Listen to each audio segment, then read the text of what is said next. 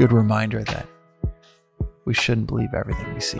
We are back with another reflection on the Daily Vedantic, and today's reflection that I've been thinking about since maybe 2 or 3 days ago on my walk home from the office here in LA. I was thinking about the pace of innovation around AI, especially around video and image generation, where it is crazy how realistic and beautiful these videos, not just images anymore, but videos can be created by typing in a few words or speaking into your phone of 10 elephants walking with castles on their backs through the Saharan desert. And then within seconds, you have countless pieces of sand, these immaculately illustrated elephants, these castles that you don't even have time to imagine the details of what would go into the castle before it is generated in video right in front of you. It is truly wild. It makes it feel, and simulation theory is all the rage these days in the last, say, 10 years. Technologists have spoken more and more about, are we in a simulation? It seems like we are in a simulation. If we were in a simulation, could we simulate all of these details, all of the intricate details of a room, of nature, of another human being? The simple breakdown of this that I've heard really smart people say, I heard Elon Musk give this perspective a few years ago. He said, it's impossible to know whether we're in a simulation or not. By the way, this is just crazy that people are talking this way, because this would never come up 20 years ago. When The Matrix came out, people were like, whoa, that would be crazy in the future. Now people are debating whether we're in something like The Matrix. This philosophy, the end of this philosophy, the deep end of the pool, as the first episode touches on. The first episode is the whole philosophy in about 15 minutes. And the end of the story, the end of this philosophy, the deep end of this philosophy is two main observations that the sages and saints over the last 8,000 plus years within this philosophy have said. Are these two observations? One, you are that. You are it. You are what is. And all of it. Not part of it. Not just a reflection of it. But you are that. You are what you are seeking. You are what is.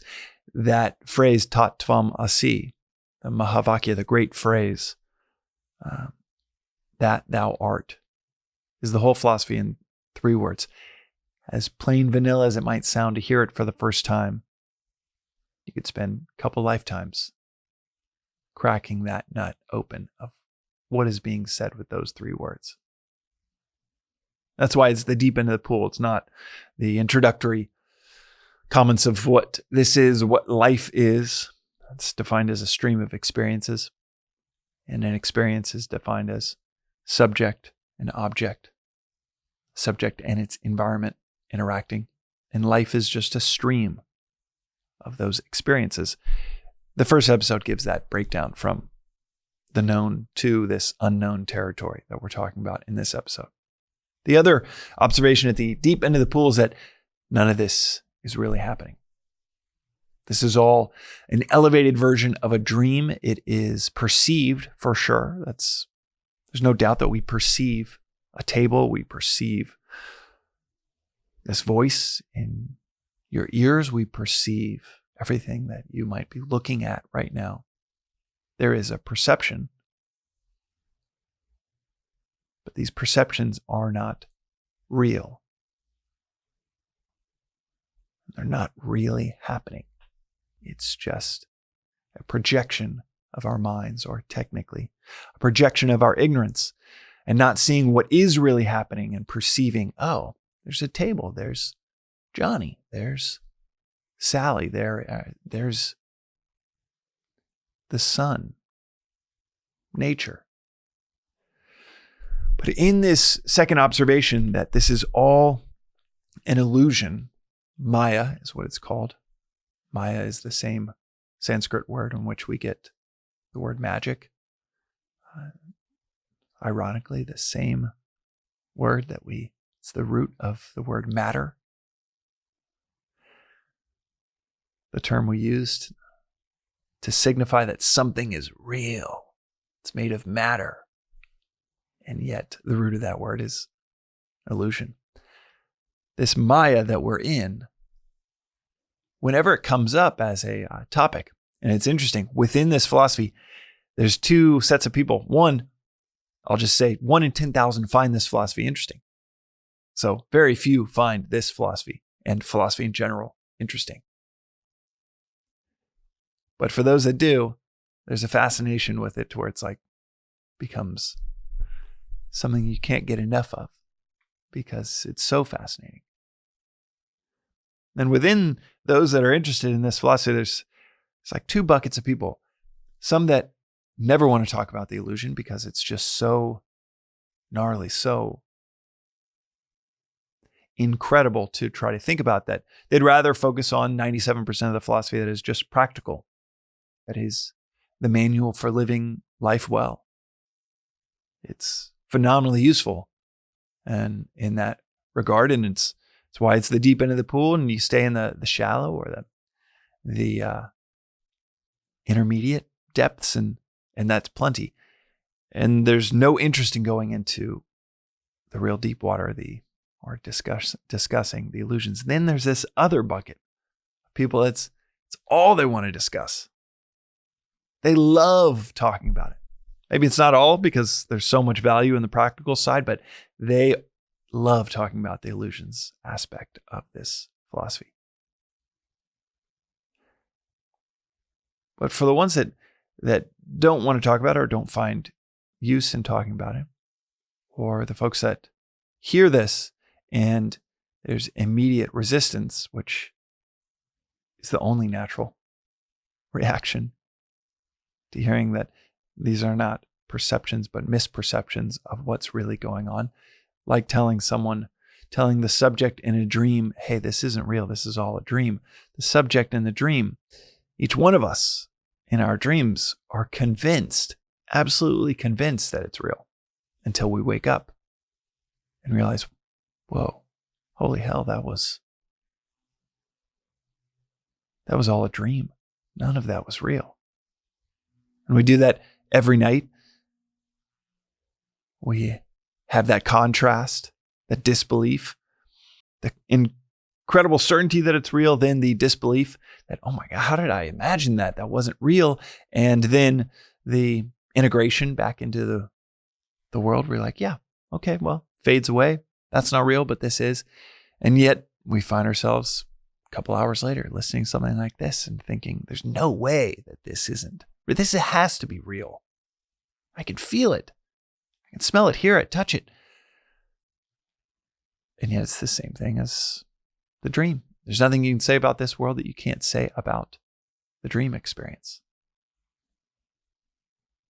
It's just our perceptions as the arbitration of whether this is real or not. And like I said, and like I've said in previous episodes, our perceptions 2 hours earlier, 12 hours earlier, whenever you had that vivid dream. It's so simple to point out examples where our perceptions had nothing to do with reality. But when we talk about this aspect of the philosophy, that this is all Maya, this is all an illusion, a projection, and not reality, a lot of times people are convinced that it's real because of the intricacies of it, the fine details, the grains of wood or the grains of sand, the other people, the gravity, the elaborate clothing, the visuals, the makeup of a sunset. But intricacy, as we know, and even now in 2025, cannot imagine 2035, 2085, but in 2025, we already have examples where intricacy has nothing to do with reality.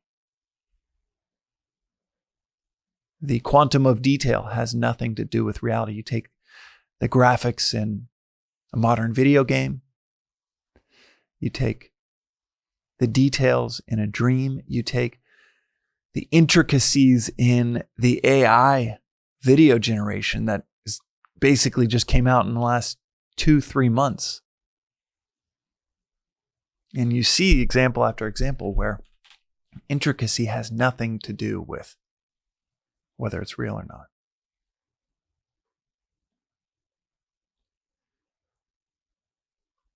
It's worth spending time pointing to what are the things that tell me this is real, that convince me this is real, and then deconstructing whether those should be the arbiters of what is real. The typical ones that come up are perception. So our sense perceptions, which we just talked about. An example of the dream has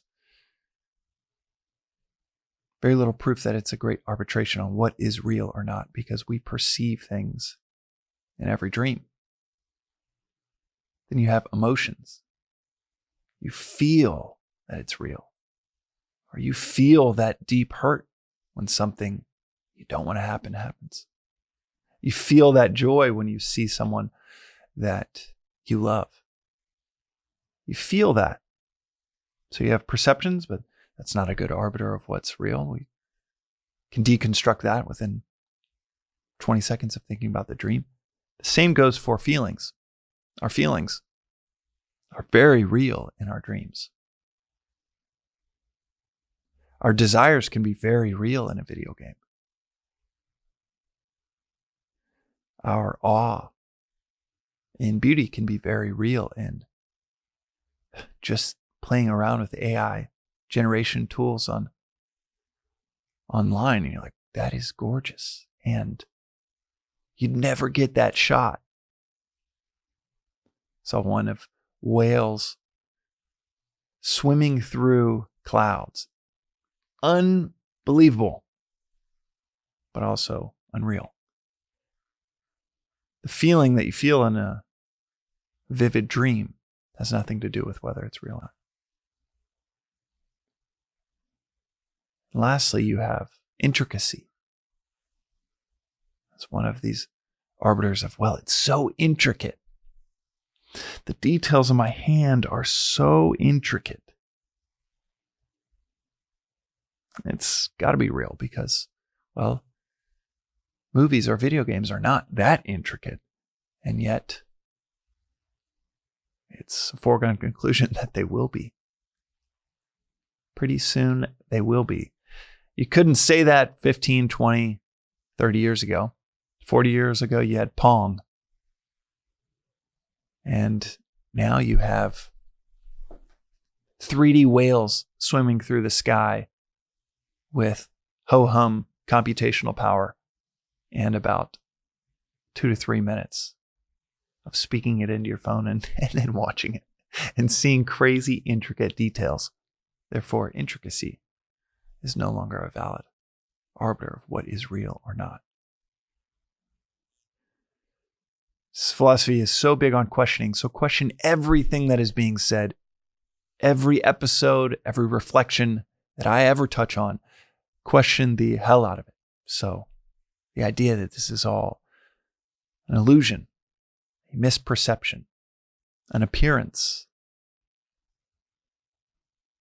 that is not the reality, question the hell out of it.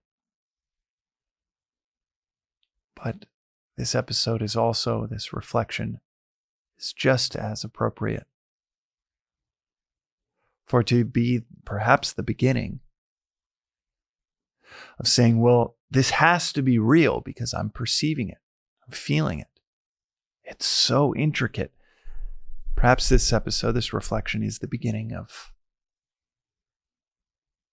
potentially questioning that. Not saying with certainty anything other than, could this all be an illusion? Non-reality? The last thing on this topic, if you believe in a divine or an infinite, the infinite of infinites, if you believe in higher power, God, the supreme, whatever word you might have for it, whatever this is mathematically in comparison to that which always is, mathematically, anything compared to infinitude is the limit case for zero, the limit case for nothing. So even if you have we all do, very hard time entertaining this idea that this isn't really happening, just compared to eternity or infinitude. 50 years, 500 years, 500 trillion years divided by infinity is zero. It is so infinitesimally small, it's 0.0, infinitely repeating zeros, 1. So it's the limit case for zero. Zero is just a concept. Nothing is just a concept, by the way. And by the way, it was another by the way. To the by the way, the Indians came up with the concept of zero. But zero is not a real number. It doesn't actually exist. But the limit case, if there is an infinitude, an eternity, infinity is also just a concept. You can't write down what infinity is. You can't see it. Cannot be perceived. But if you do believe in a God that's infinite, then all of this is relegated to nothing in comparison to the divine. That isn't even philosophy. That's just mathematics. Put it into a calculator. 500 trillion years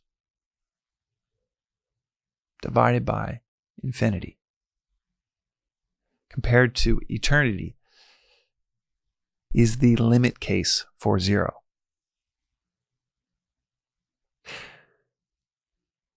If you believe in a divine or an infinite power, then it relegates this to the exact same thing that this philosophy has said for thousands of years, that this is an illusion. There is something happening, but it's infinitesimal to reality. This idea that this is reality, this philosophy says that we are mistaken.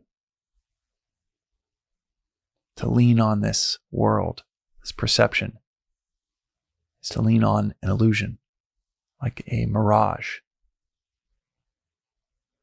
Same way the water in a mirage will not quench your thirst.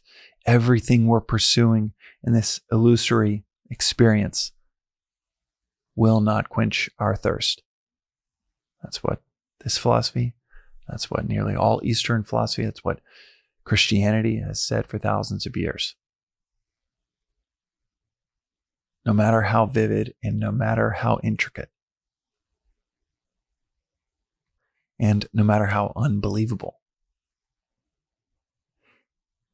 maybe just question our senses, given the example of the dream. Question how much we lean on intricacy, given the example of the dream. I saw a guy with a t-shirt the other day that said, "The Matrix is a documentary." What was an amazing movie built off of this Eastern wisdom. Maybe that t-shirt is more accurate than it's not. And that's today's reflection on the Daily Vedantic. And if this is too heady for you, you're in that bucket where you'd rather get back to the practical stuff, well, don't worry, because most of the reflections stay in that side of things. But today, with the crazy advancements in our technology right before our eyes happening like in weeks and months, not even in years anymore, it's a good reminder that we shouldn't believe everything we see. We'll see you next time.